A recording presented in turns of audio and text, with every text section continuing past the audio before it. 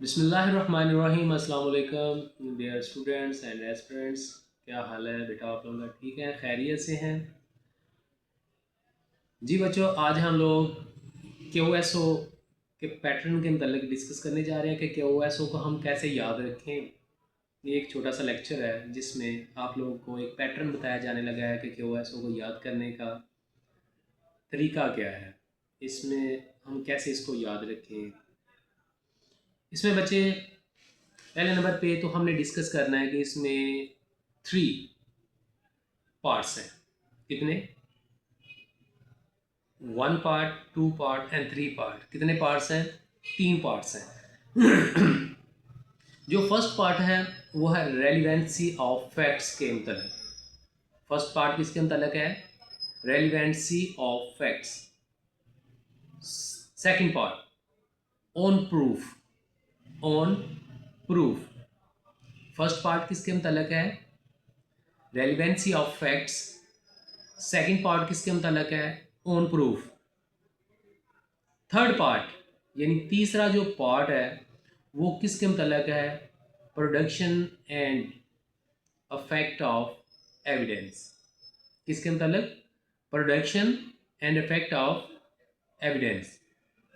जी, इस तरह हमने डिस्कस किया 3 main parts. Effect of, relevancy of fact, दूसरा पार्ट ऑन प्रूफ, तीसरा part production and effect of evidence. जी स्टूडेंट्स, अभी तक हमने पार्ट्स के मतलब बात की है। कितने पार्ट्स? 3 पार्ट्स। ये साथ साथ तैयार होना चाहिए। 3 पार्ट्स हैं मेन इसके। Relevancy of facts, on proof दूसरा पार्ट, तीसरा पार्ट क्या है? Production and effect of evidence. जी बेटा, अब हम क्या करते हैं, इन पार्ट्स को के अंदर कितने कितने चैप्टर हैं उनके नाम याद कर लें पहले, उनके मतलब फिर हम आगे चलते हैं। ठीक है जी। हमारे पास पार्ट 1 को डिस्कस करते हैं। पहले पार्ट 1 के अंदर 6 चैप्टर्स हैं। पार्ट 1 के अंदर कितने चैप्टर्स हैं? 6 चैप्टर्स हैं। पहला चैप्टर प्रीलिमिनरी। पहला किसके मतलब है? प्रीलिमिनरी। दूसरा ऑफ विटनेसेस। दूसरा चैप्टर ऑफ विटनेसेस के मतलब है। तीसरा chapter of relevancy of facts. किसके मतलब है? Relevancy of facts.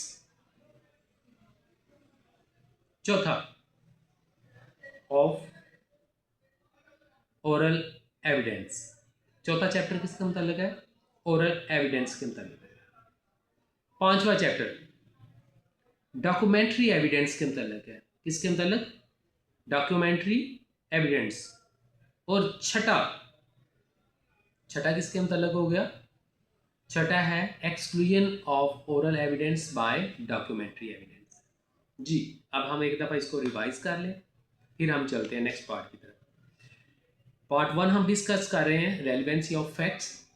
फर्स्ट हमारे पास जो चैप्टर है इसका relevant preliminary, second of witnesses, third one relevancy of facts, चौथा ओरल एविडेंस के अंतर्गत, पांचवा डॉक्यूमेंट्री एविडेंस और छठा exclusion of oral evidence by documentary evidence. इस तरह हमने ये जो पार्ट 1 है, पार्ट 1 जो है वो डिस्कस किया 6 चैप्टर्स के साथ। अब हम पार्ट 2 की बात करते हैं। पार्ट 2 जो है इसका टाइटल है ऑन प्रूफ। क्या है? On proof.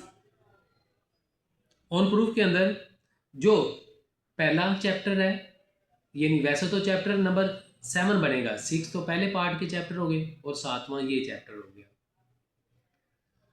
और पहला जो यहाँ पे 7वां चैप्टर बनता है, 7वां इसमें पहला बन रहा है ऑन प्रूफ में पार्ट में, तो ये facts which need not to be prove. वो फैक्ट्स जिनको साबित करने की जरूरत नहीं है। Facts which need not be proved, वो फैक्ट जिनको साबित करने की ज़रूरत नहीं है, ये छठा 7वां चैप्टर है। और 8वां एस्ट्रोपल, एस्ट्रोपल, एस्ट्रोपल, 8वां चैप्टर क्या है? एस्ट्रोपल। इस तरह पार्ट 2 जो है ऑन प्रूफ, इसके यहाँ 2 चैप्टर हैं। पहला chapter facts which need not be proved, और दूसरा चैप्टर एस्ट्रोपल के मतलब है, एस्ट्रोपल। अब हम बात करते हैं part 3। Part 3 production and effect of evidence. Production and effect of evidence, क्या टाइटल हमारा पार्ट 3 का? Production and effect of evidence. जी, इसमें हमारे पास जो पहला चैप्टर है, वैसे तो ये चैप्टर नंबर बनेगा 9। कौन सा? क्योंकि पहले पार्ट के अंदर 6 चैप्टर, दूसरे पार्ट में 2 चैप्टर, और अब ये जो है इसमें हम डिस्कस करते हैं जो 9 वाला चैप्टर है। इसमें जो फर्स्ट वन बनेगा वो हम बात करते हैं। इसमें जो है 9 वाला चैप्टर का टाइटल है बर्डन ऑफ प्रूफ। क्या है? Burden of proof. क्या है? Burden of proof. ये पार्ट 3 है, उसका चैप्टर 1 बन रहा है, ओवरऑल चैप्टर नंबर 9 है, तो इसका टाइटल क्या है? Burden of proof. ठीक है। अब इसका दूसरा चैप्टर कौन सा है? दूसरा चैप्टर है एग्जामिनेशन ऑफ विटनेसेस। क्या है? Examination of witnesses. क्या है? Examination of witnesses. पहला चैप्टर क्या है? Burden of proof. इसका इस पार्ट की बात कर रहा हूँ। जो वैसे जो चैप्टर बनेगा 9 बनेगा वो बर्डन ऑफ प्रूफ। 10 वाला जो है वो एग्जामिनेशन ऑफ विटनेसेस है, और 11 वाला जो हमारे पास है इम्प्रॉपर एडमिशन और रिजेक्टिंग द एविडेंस। 11 वाला चैप्टर का टाइटल क्या है? इम्प्रॉपर एडमिशन और and rejection of evidence. Improper admission and rejection of evidence. इसी तरह चैप्टर नंबर जो 12 है वो है decision of a case on oath. Decision of case on the basis of oath. और लास्ट जो चैप्टर हमारा 13 है मिसलिनियस के अंतर्गत है। इस तरह हमारा जो QSO का जो पैटर्न है या आउटलाइन याद करने की है वो ये है।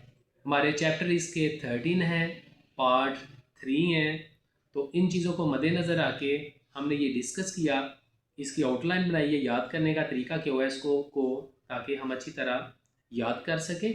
अब मैं डिस्कस करता हूँ कि किस चैप्टर में कितने कितने आर्टिकल्स हैं।